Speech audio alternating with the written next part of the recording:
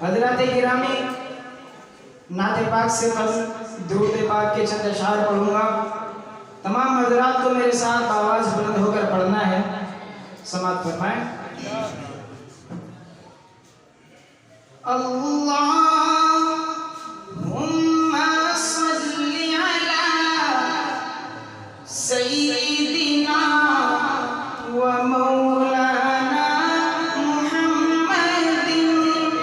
पीछे तक खामोश न रहे, मेरे साथ आवाज बुलंद होकर के पढ़े। अल्लाहुम्मा सल्ली अला सय्यिदिना मौलाना मुहम्मदिन।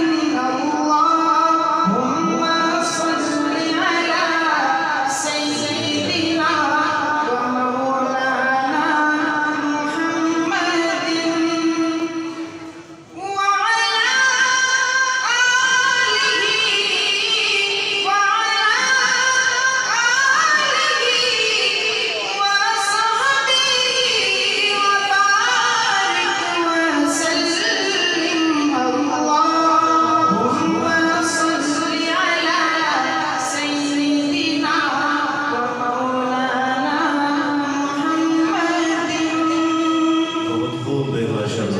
दुरूद पाक पढ़ी जा रही है तो जुबान खामोश ना रहे। अल्लाह